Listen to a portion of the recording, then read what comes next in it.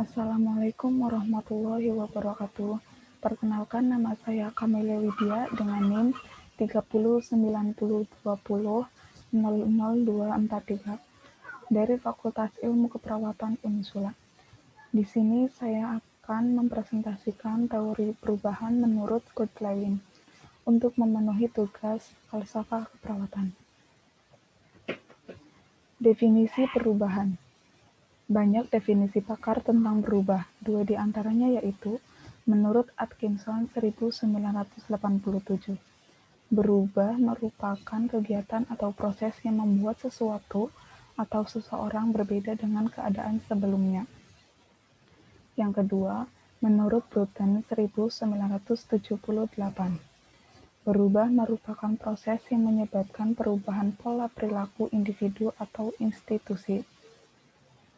Perubahan merupakan konsep umum yang berlangsung dengan modifikasi dalam kegiatan, struktur, atau akhir dari organisasi atau proses membuat perbedaan dari apa yang telah ada sebelumnya.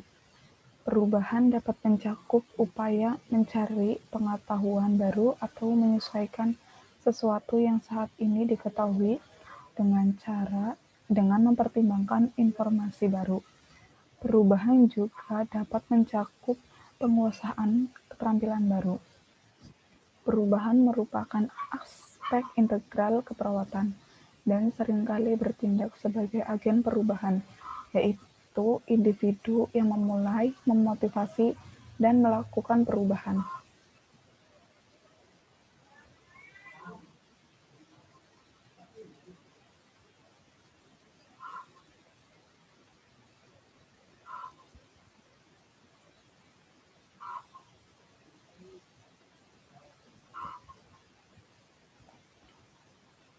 Menurut Kurt Lewin, 1951 mengungkapkan bahwa perubahan dapat dibedakan menjadi 3 tahapan yang meliputi tahap unfreezing, yaitu tahap pencairan. Masalah biasanya muncul akibat adanya ketidakseimbangan dalam sistem motivasi yang kuat untuk beranjak dari keadaan semula dan berubahnya keseimbangan yang ada. Merasa perlu untuk berubah dan berupaya untuk berubah, menyiapkan diri dan siap untuk berubah atau melakukan perubahan. Perawat pada tahap ini adalah mengidentifikasi masalah dan memilih jalan keluar yang terbaik. Yang kedua, tahap moving atau tahap bergerak. Bergerak menuju keadaan yang baru atau tingkat atau tahap perkembangan baru, karena memiliki cukup informasi serta sikap dan kemampuan untuk berubah, memahami masalah yang dihadapi, dan mengetahui langkah-langkah untuk melakukan perubahan.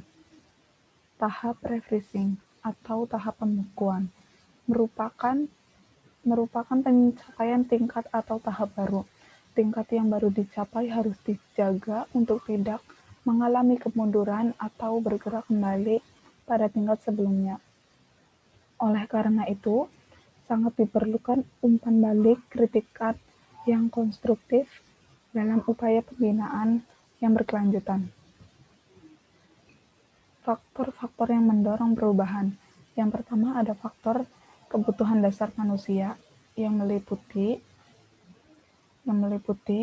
pertama, kebutuhan fisiologis, yang kedua, kebutuhan rasa aman dan nyaman, yang ketiga, kebutuhan rasa cinta memiliki dan dimiliki, yang keempat, kebutuhan harga diri, yang kelima, aktualisasi diri. Faktor kebutuhan yang kedua adalah kebutuhan dasar interpersonal. Yang pertama, kebutuhan untuk berkumpul bersama-sama. Yang kedua, kebutuhan untuk mengendalikan atau melakukan kontrol. Yang ketiga, kebutuhan untuk dikasihi, kedekatan, dan perasaan emosional.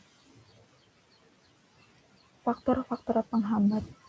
Faktor yang dapat menghambat terjadinya perubahan disebabkan oleh beberapa hal, yaitu mengancam kepentingan pribadi, persepsi yang kurang tepat, sebagai reaksi psikologis, dan yang terakhir, toleransi untuk berubah. Penerapan dari teori konsep berubah.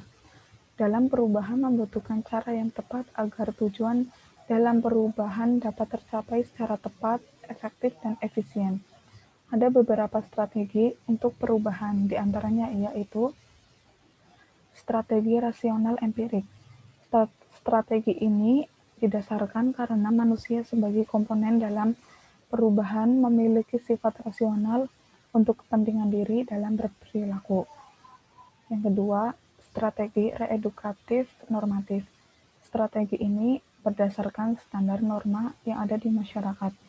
Yang ketiga, strategi paksaan kekuatan. Dikatakan strategi paksaan kekuatan karena adanya penggunaan kekuatan atau kekuasaan yang dilaksanakan secara paksa dengan menggunakan kekuatan moral dan kekuatan politik. Contoh penerapan proses berubah dalam bidang pendidikan. Contohnya yaitu, karena kemajuan zaman, maka setiap periode tertentu dalam dunia pendidikan ada pergantian kurikulum atau peningkatan kualitas pendidikan.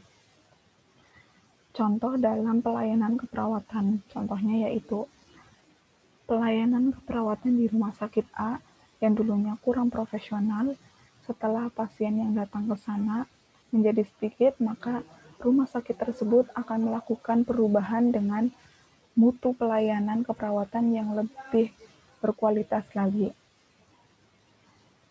Dalam bidang masyarakat, contohnya, masyarakat yang dulunya kurang menyadari tentang pentingnya akan kebersihan lingkungan sekitar, setelah salah satu warganya menderita penyakit DBD, maka masyarakat mulai sadar dan mau berubah untuk meningkatkan pola hidup bersih dan sehat.